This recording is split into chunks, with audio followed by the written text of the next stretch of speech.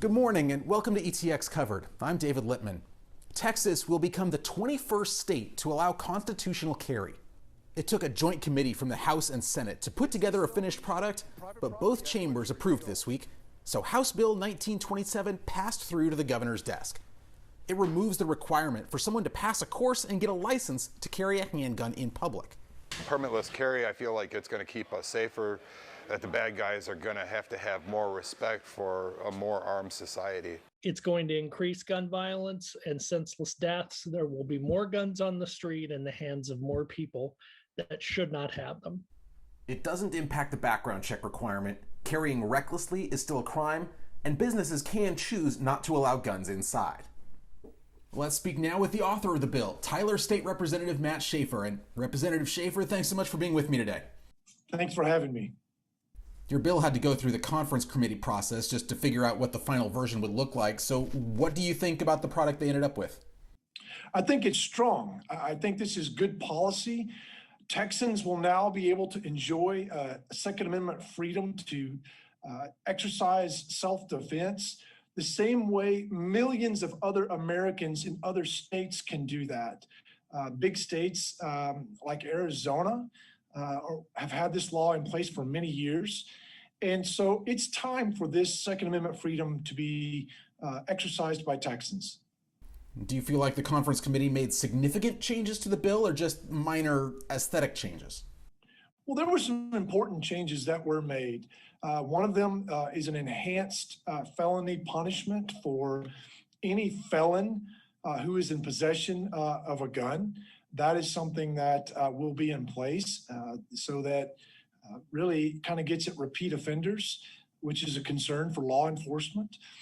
Also, there's a list of 4 misdemeanors that if a person has been convicted of that misdemeanor within the last 5 years, they would not be able to carry a handgun in a public place outside of their home or their vehicle. Those are terroristic threat, deadly conduct, assault causing bodily injury, or disorderly conduct with a firearm. Although those are misdemeanors that a person could still possess and own a gun, they would not have this new privilege. But if a person has a clean record and they're over the age of 21, they're going to be able to carry a handgun for self-defense in a public place where it's not otherwise prohibited.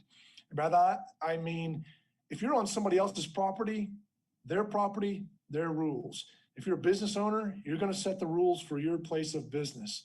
But if it's a place like you're walking down the street in your neighborhood, or perhaps you're in a park or on a trail or in a parking lot somewhere, this is the type of freedom that you're going to be able to have.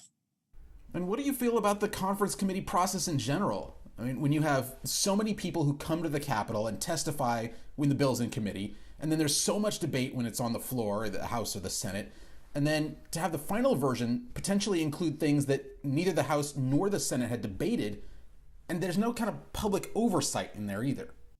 Well, it is us getting in a room together and working out the differences.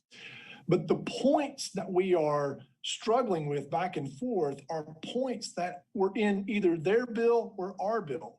So these are points that the public got to see when the Senate passed its version.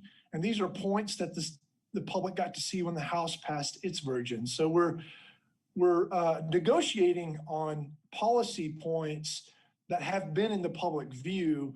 We're just trying to arrange the details to take some or leave some out based on what that group can agree to in the room, and then go back to the House and say, do you agree with these changes? The bill goes back to the Senate, and the Senate has to say, do you agree with these changes? So there is a vote in the public based on the agreement, and the public does get to see those changes. HB 1927 passed with mostly Republican support, but the Democrats did get one amendment that they wanted added on to it. The bill will now allow anyone convicted of unlawful carrying of a weapon, but nothing else, to get that expunged. The Texas District and County Attorneys Association thinks that might apply to 130,000 Texans. So what does that number say to you? One of the goals of this bill is to do justice. And justice is to exercise your Second Amendment right. But justice also means that if the very thing that we now are saying is legal is something that you had been convicted of in the past, and if this bill had been in place years ago, you would not have been convicted for that thing, then we want to give you a chance to clean up your record. Look, you're still going to have to answer yes that you had a conviction for that if an employer asks you that question.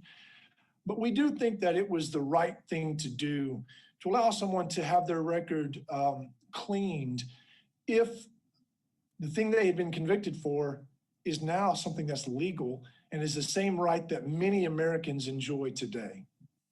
And even with this bill, someone can go and get their concealed carry license, but they just don't have to. Instead, the bill makes DPS create a free training course that then they have to provide online.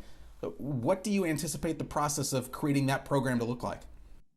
Training is very important, especially when it comes to basic firearm safety, but it's also important when it comes to knowing the law. A law-abiding person who's carrying a handgun in a public place still has to walk a very narrow path. We have strong laws in place regarding the misuse of a firearm, strong laws in place regarding a business owner's right to exclude people. And so it's important for anybody out there who intends to carry a handgun to understand the personal responsibility that's required. And the fact that we still have laws out there that can get you if you don't do it in the right manner. So we kept a lot of laws in place regarding the misuse of firearms that Texans need to be aware of. And even though this bill was one of the most talked about and one of the most debated of this legislative session, are there things about constitutional carry or this bill that you think people are either overlooking or missing? Many people listen to the emotional stories about gun violence and things that happen, and they may be worried about these dire predictions about what might happen in the state of Texas when this becomes the law. But we can look to the experience of 20 other states who have passed a law very similar to what we are about to pass, and none of those predictions have come true. It's gone over very well. The simple truth is that criminals don't care what laws we pass in Austin, and yet law-abiding citizens are placed at a disadvantage with what criminals might do. And so restoring some faith in law-abiding citizens to exercise their right to self-defense is very important. And we're always talking about defending the Second Amendment. Now is the time to actually restore some of the ability to exercise the Second Amendment. Remember, the Constitution says you have a right to keep and bear arms. What good is it to have a firearm for your self-defense if you're unable to bear it in that moment when you need it?